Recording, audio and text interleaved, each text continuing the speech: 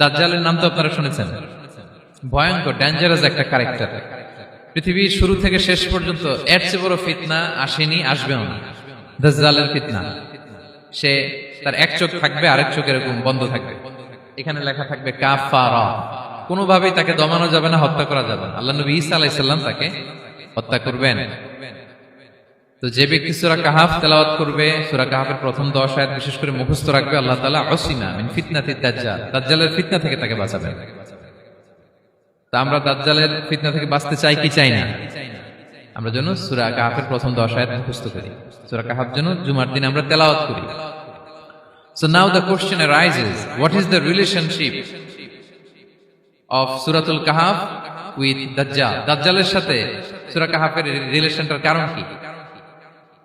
একটা মেকানিজম তো এখানে আছে। এত সূরা থাকতে রাসূল সাল্লাল্লাহু আলাইহি ওয়াসাল্লাম কেন বলেন যে সূরা কাহাফ পড়লে দাজ্জালের ফিতনা থেকে বাঁচবে? কারণটা কি? এর কারণ হচ্ছে দাজ্জাল আমাদেরকে যে সমস্ত জিনিস দিয়ে ফিতনায় ফেলবে, ওই ফিতনাগুলোর সলিউশন আল্লাহ তাআলা সূরা কাহাফের ভিতরে রেখে দিয়েছেন। দাজ্জাল 4টা জিনিস দিয়ে আমাদেরকে ফিতনায় ফেলবে। দ্যাটস ট্রায়াল অফ ফেথ, এক নাম্বার। ঈমানের পরীক্ষা সে আমাদেরকে ফেলবে, আমাদের বিশ্বাস নিয়ে ছিনিমিনি খেলবে সে। এটার সলিউশন আছে সূরা কাহাফ, আমি বলবো আস্তে আস্তে। 2 নম্বরে দাজ্জাল আমাদেরকে ফিতনায় ফেলবে, দ্য ট্রায়াল অফ ওয়েলথ, সম্পদ দিয়ে সে আমাদেরকে ফিতনায় ফেলবে। 3 নম্বর, দ্য ট্রায়াল অফ নলেজ, জ্ঞান দিয়ে সে আমাদেরকে ফিতনায় ফেলবে। 4 নম্বর, দ্য ট্রায়াল অফ পাওয়ার, ক্ষমতা দিয়ে সে আমাদেরকে ফিতনায় ফেলবে। দাজ্জাল 4টা জিনিস দিয়ে আমাদেরকে পরীক্ষায় ফেলবে। কয়টা? 1 হচ্ছে ঈমানি পরীক্ষা, 2 হচ্ছে সম্পদ দিয়ে পরীক্ষা, 3 হচ্ছে জ্ঞান দিয়ে পরীক্ষা, 4 হচ্ছে ক্ষমতা দিয়ে পরীক্ষা। সে ঈমানের পরীক্ষায় আমাদেরকে ফেলবে। সে এসে বলবে আমি তোমার রব, এবং এটা প্রমাণ করার জন্য যা যা দরকার আল্লাহ তাআলা তাকে সব দিবেন। সে সব করতে পারবে। সে বলবে আমি তোমার রব।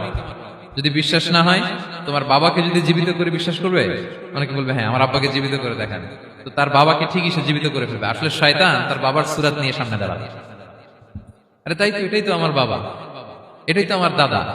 মানুষ ফিতনায় পড়ে যাবে, ঈমানের ফিতনায়। সে ভাববে আসলে এটাই বোধহয় আমার রব, এবং তাকে এত ক্ষমতা দেয়া হবে, তার ডান দিকে থাকবে জান্নাত, বাঁ দিকে জাহান্নাম। তার কাছে আল্লাহ এটা দিবে। যে তার কথা শুনবে তাকে সে জান্নাতে ঢুকাবে, কিন্তু জান্নাতে ঢুকে সে জাহান্নামের শাস্তি ভোগ করবে। এটা তার বাইরের মানুষ বুঝবে না, অ্যাপারেন্টলি এটা জান্নাত। আর যে তাকে মানবে না, তাকে সে জাহান্নামে ফেলবে, কিন্তু জাহান্নামে ঢুকলেও সে জান্নাতের নাজ নেয়ামত ভোগ করবে। তাহলে এই যে ঈমানের ফিতনায় সে ফেলে দিবে আমাদেরকে। তো ঈমান কি করে বাঁচাবো, এটা সলিউশন আমি শোনাবো আপনাদের।